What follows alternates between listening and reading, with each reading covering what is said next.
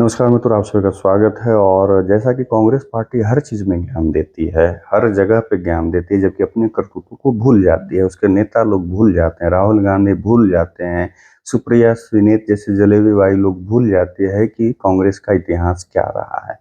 आज supreme court के chief justice ने शपथ लिया, क्योंकि कल ये जो है Chandrachud D Y Chandrachud retire हो गए और आज संजीव खन्ना जो है चीफ जस्टिस बने हैं, सीजेआई बने हैं। शपथ उन्होंने ली है आज। और एक समय था कि उनके चाचा भी इस पद के हकदार थे, लेकिन इंदिरा गांधी के कारण सीनियर होने के बावजूद वो सीजेआई नहीं बने थे। और ये एक बार नहीं, इंदिरा गांधी के समय दो दो बार हुई। ये परंपरा जो है अभी तक वहां पे चलते आ रही है सुप्रीम कोर्ट में, क्योंकि उसका कोई एक नियम नहीं है कि हाँ कुछ इसके लिए, हाँ उनके बाद वाले जो लोग होते हैं, जस्टिस होते हैं, उनके लिए नियम हैं बने हुए, लेकिन जो सीजेआई होते हैं, जो चीफ जस्टिस होते हैं, उनके लिए कोई इस तरह का नियम नहीं है। इसमें एक ही प्रावधान अभी तक चलता चला आ रहा है कि जो सीनियर होते हैं वही उस पद पे जाएंगे। तो उसी के हिसाब से अगर देखें तो सबसे पहले ये परंपरा 1973 में टूटी। ऐसे उसके पहले भी एक बार हुआ था नेहरू जी के समय, लेकिन उस समय एक मजबूरी हुई थी कि जो बनने वाले थे वो इतने ज़्यादा बीमार हो गए थे कि वो जा नहीं सकते थे। वो मतलब स्थिति में नहीं थे कि हाँ वो जा करके मतलब सुप्रीम कोर्ट में जा भी सकते हैं, कोर्ट में जा करके जजमेंट दे सकते हैं। तो इस वजह से उस समय हुई थी। लेकिन जो इंदिरा गांधी के समय 73 में हुआ, उसमें ये परंपरा जो थी उसको तोड़ दिया गया। क्या हुआ था कि सीजेआई सर्वमित्र सिकरी के रिटायरमेंट के बाद जस्टिस अजीत नाथ रे को सीजेआई बनाया गया था, जिसको लेकर काफी विवाद हुआ था, क्योंकि वो वरिष्ठता सूची में चौथे स्थान पर थे 1973 में। जस्टिस रे से पहले JM Shelat, justice K L Hegde और justice justice A N Grover supreme court में वरिष्ठ जज थे। इन तीनों में से किसी को भी सुप्रीम कोर्ट का चीफ जस्टिस नहीं बनाया गया था। इसका कारण क्या था? इसका कारण ये था कि इन जजों ने केशवानंद भारती बनाम सरकार मामले में केंद्र सरकार के खिलाफ फैसला सुनाया था। केशवानंद भारती मामले में सुप्रीम कोर्ट ने फैसला सुनाया था कि संविधान के मूलभूत ढांचे में बदलाव के लिए संसद इसमें संशोधन नहीं कर सकती है। ये फैसला सुनाना और ये जेम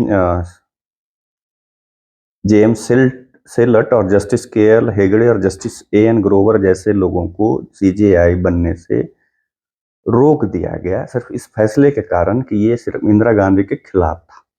और इसके बहुत सारे अनगिनत उदाहरण हैं। इमरजेंसी कोई नहीं भूल सकता उसी समय, आसपास कुछ समय के बाद इंदिरा गांधी की सिर्फ एक फैसला इलाहाबाद हाईकोर्ट जब सुना था, उसके बाद उन्होंने पूरे देश में इमरजेंसी सुना दी।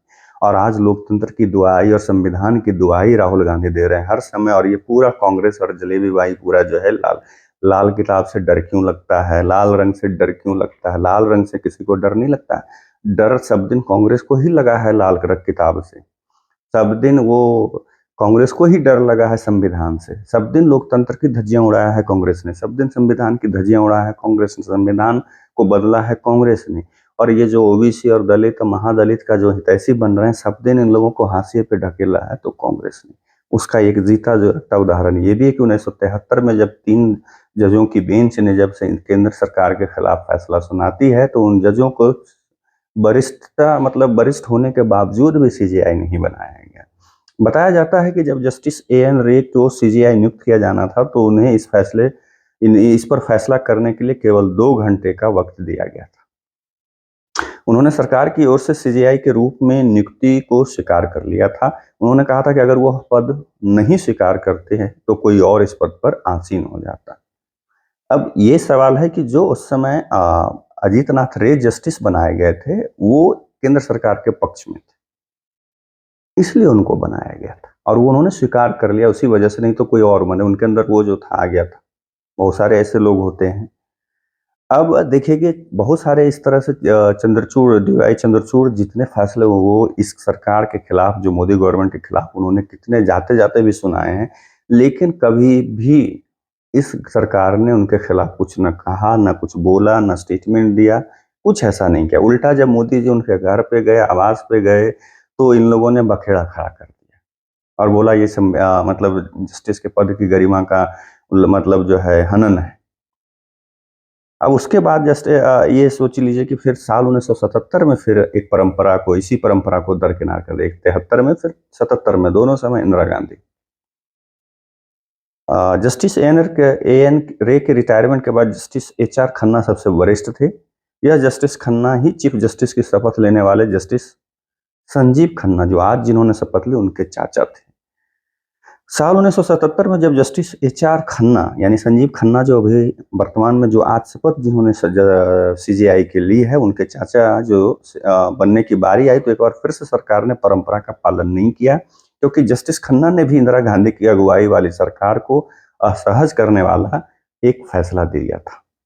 मध्य प्रदेश में ये जो फैसला क्या था, मध्य प्रदेश में जब्बलपुर के एक एडीएम के मामले में जस्टिस खन्ना ने कहा था कि वह सरकार की इस बात को कतई सहमत नहीं है, इस बात से कि किसी भी व्यक्ति की हिरासत पर केवल इसलिए सवाल खड़ा नहीं किया जा सकता क्योंकि इमरजेंसी लागू है।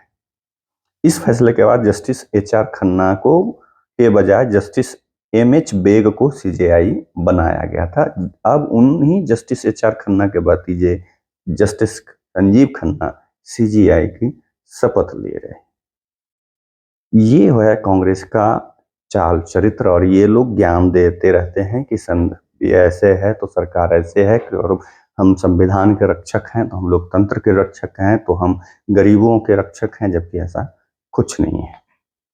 हर जगह ये लोग पहले मनमानी करते हैं। अब जब लग रहा है कि हम सत्ता से इतने समय से लगातार 3 टर्म से दूर हैं, तो ये लोग ये नया नया प्रोपगंडा चला करके उसके लिए बाहर से फंडिंग लेकर के, बाहर के लोगों की मदद लेकर के ऐसा करने की कोशिश कर रहे हैं। अभी राहुल गांधी एक सूत्रीय कार्यक्रम में लगे हुए हैं, जाति जाति जाति, और उसके बाद क्या है, संविधान संविधान संविधान, बस इसके अलावा, और लोकतंत्र, इसके अलावा कुछ नहीं। बाहर भी जाते तो कहते लोकतंत्र हमारे देश में खतरे में, जबकि ये भूल जाते अपने पुराने, अपने जितने भी रिलेटिव जो इनके खानदान के लोग प्रधानमंत्री बने, अगर उस दौर के अपने फैसले कोई लोग पढ़ ले तो शायद समझ में आ जाए, लेकिन नहीं, उतना दिमाग लाएंगे कहाँ से।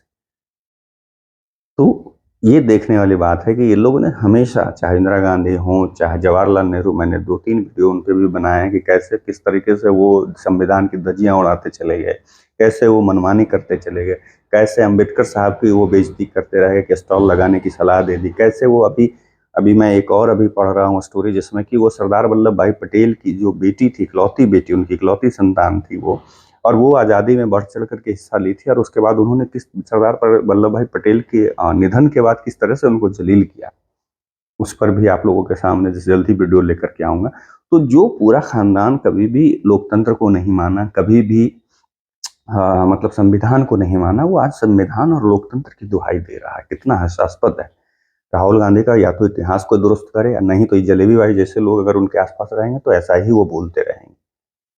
और राहुल गांधी का पता नहीं, वो तो पता नहीं किस दुनिया में जीते, कहाँ से कैसे क्या भी कुछ भी उठा करके कुछ भी बोलते हैं, वो समझ से बाहर है। खैर, बहुत ज़्यादा डिटेल उस पर नहीं जाना है, सीधा सीधा है कि ये इंदिरा गांधी ने एक मर्तबा नहीं, ये कई एक मर्तबा ऐसे जब उनके खिलाफ डिसीजन सुनाए गए, उनके सरकार के खिलाफ डिसीजन सुनाए गए, तो उन्होंने उस जज से बदला लेने के लिए सीमा जो है किसी चीज की जो होती है, जो एक हद होता है, उसे भी वो पार कर कर करके उनके खिलाफ काम किया। उनको मतलब प्रताड़ित करने के कोई अवसर नहीं उन्होंने छोड़ा था। इस पर भी आप लोगों से कमेंट चाहूंगा, कैसा लगा जरूर बताइएगा। तब तक के लिए आप लोगों से विदा लेता हूँ, दूसरे वीडियो में मिलूंगा। नमस्कार।